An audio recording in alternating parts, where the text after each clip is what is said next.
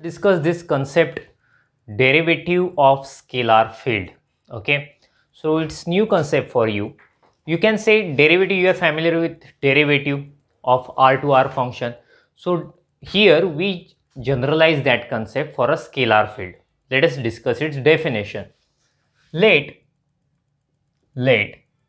S be any subset of Rn. Okay, so suppose this is S, which is a subset of Rn, and f defined from S to R be a scalar field. See, we have a function f from S to R, real line. Okay, domain is S and codomain is a real line.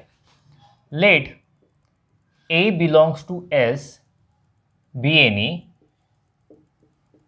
interior point of S. Interior point of S. So that means here we have A. Interior point, that means lies inside a set, does not lie on a boundary. Getting? So such interior point we have. Then if it's said to be differentiable, okay, function is said to be differentiable at A belongs to S. If when we say the function is differentiable at A, if there exists a linear transformation.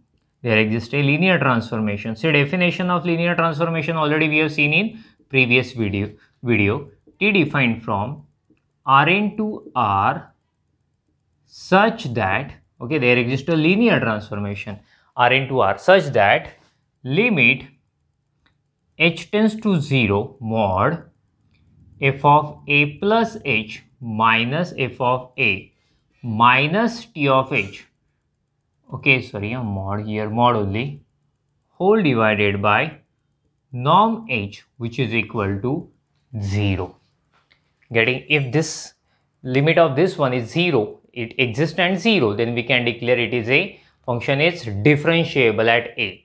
So what is the relation between the definition of derivative which we have studied in 12th standard and this one? As well in FI also we have studied. Getting? You remember when we have a function from R to R, derivative is nothing but slope of tangent. Getting? Here we consider a tangent. But here linear transformation, that is, it represents a tangent plane. Getting? It represents a tangent plane. So that is a relation between that derivative of real valued function and derivative of scalar field. You are already familiar with that. You are already f of a plus h minus f of a. This term we have already seen in definitions of derivatives. Getting? Same term we have, just we have a linear transform additionally.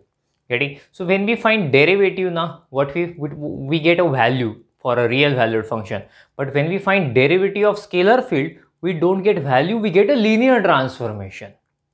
Getting? What we get? A linear transformation. So see, such thing we have, and yeah, let us recall the definition and then we'll go further. See, when we say the function is differentiable at A, if there exists a linear transformation which will satisfy this condition. Okay, so if you change the point, maybe you will have a different linear transformation. Getting?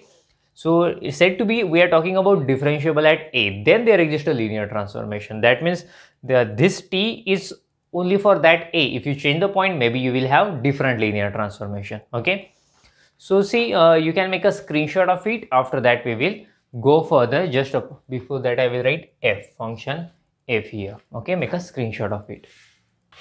See, this linear transformation is said to be total derivative.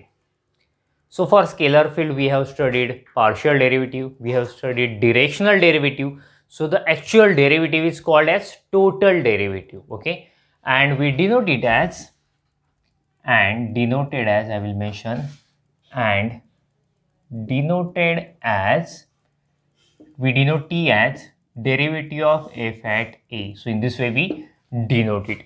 Getting? So in terms of limit we have discussed its definition, but the same definition can be rewritten in a form of epsilon and delta also. Let us see how to write the definition in terms of epsilon delta. A function, see, a function f from S to R is said to be differentiable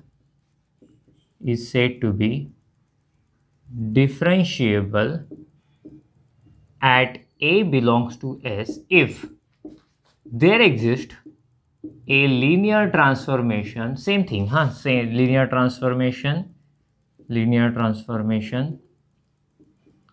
T defined from Rn to R such that see, up to this we have a same definition.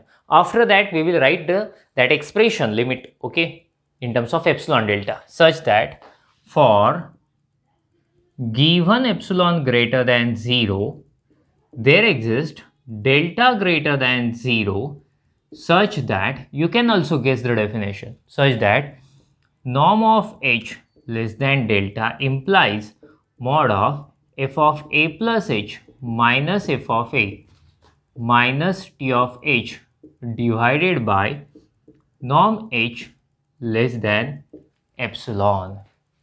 Getting the same definition we can write in epsilon and delta also, okay. So when we prove any result, most of the times we go for this definition. You can make screenshot of it. After that we will discuss one note. See, note is very simple. If function is differentiable at each point of a domain, then it is said to be differentiable scalar field. Okay, that means when we say the function is differentiable scalar field, if it is differentiable at each point of a domain. Okay, very simple thing. So you can make a screenshot of it. After that we will stop. Thank you. Bye bye.